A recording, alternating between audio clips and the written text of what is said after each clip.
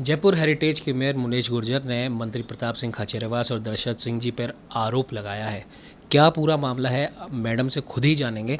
Ma'am, सबसे पहले तो जानेंगे कि आखिर पूरा मामला क्या है। देखिए, जब मैं मेयर बनी थी उसके 2 महीने बाद मैंने इशिता नाम की जो दलित समाज की बच्ची है उसको गोद लिया था। और अभी हमारा फ़ाइलों को लेकर राजेंद्र वर्मा को लेकर बहुत विवाद चल रहा था। विवाद इसलिए चल रहा था, राजेंद्र वर्मा जिस तरीके से फ़ाइलों को टाइम पीरियड को बढ़ा रहे थे, जिस तरीके से फ़ाइल को होल्ड पे रख रहे थे, ये भ्रष्टाचार का निशाना था। हमने भ्रष्टाचार के खिलाफ पूरे मुखर आवाज़ उठाई और हमारी माननीय मुख्यमंत्री जी तक पूरी बात पहुंची। हमारे जो प्रभारी है रंधावा जी, उन्होंने भी हमारी बात सुनी। मैंने उन्हें फ़ाइल की कॉपी भी सौंपी। उसके बाद मुझे पता चलता है थोड़ी देर बाद कि मेरी जो गोद ली हुई बच्ची है इशिता, उसके ऊपर दबाव बनाया जा रहा है। उसके फादर को फ़ोन किया गया, उसके फादर को चाहे छोटा सा प्रलोभन देना है या दबाव देना, तो मेरा बिल्कुल, मैं बहुत एक तरीके से किसे मतलब कि टूट गई थी कि कोई राजनीति के इतने नीचे स्तर तक जा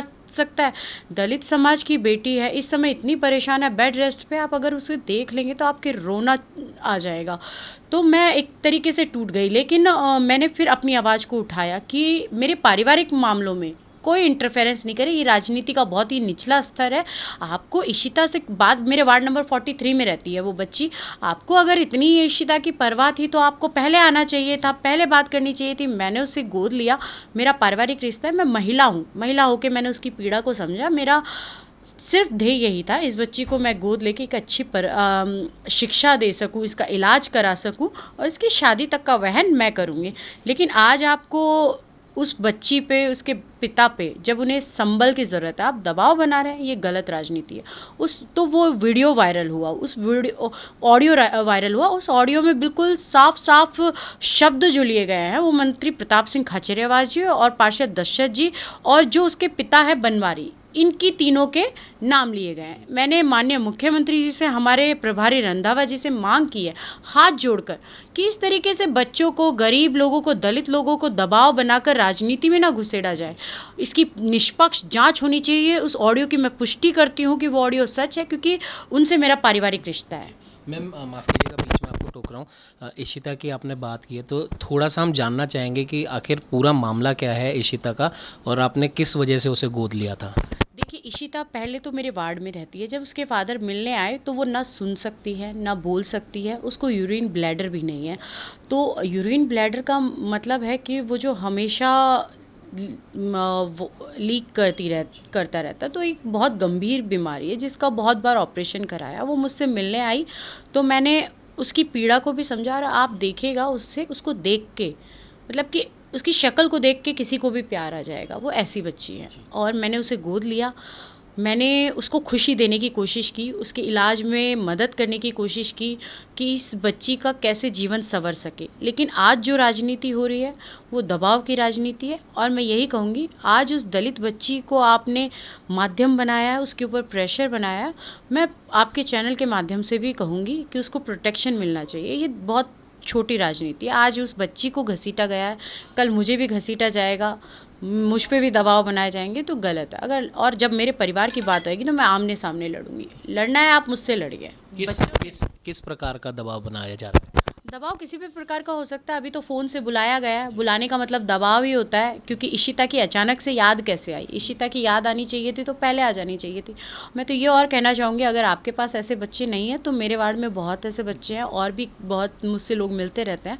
अगर आपको दया भाव करनी है, उनकी मदद करनी है, तो वो नाम मैं प्रपोज़ कर देती हूँ। आप भी उनको गोद लीजिए, उनकी मदद कीजिए, ना कि किसी दलित बच्ची पे दबाव बनाइए। मैम, क्योंकि अब से कुछ महीनों बाद में राजस्थान में विधानसभा चुनाव हैं और अभी कुछ दिन पहले निगम में भी आप धरने पर बैठी थी।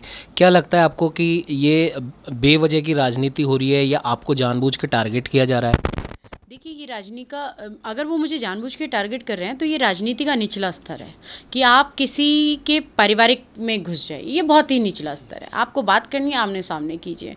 हमारी लड़ाई किसी से नहीं थी, हमारी लड़ाई राजेंद्र वर्मा से हुई, उनके भ्रष्टाचार पे हुई। अगर आप किसी का बैक सपोर्ट बनकर टारगेट करना चाहते हैं तो ये गलत है।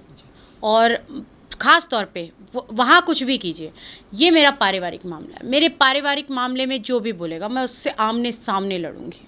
मुख्यमंत्री जी से, रंधावा जी से आपने कहा आपकी बात हुई है।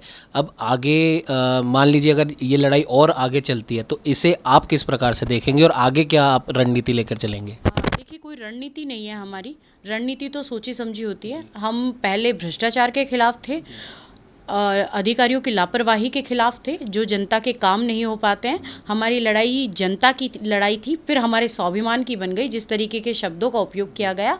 और अब बात मेरे परिवार की है, और वो भी एक दलित बच्ची की है।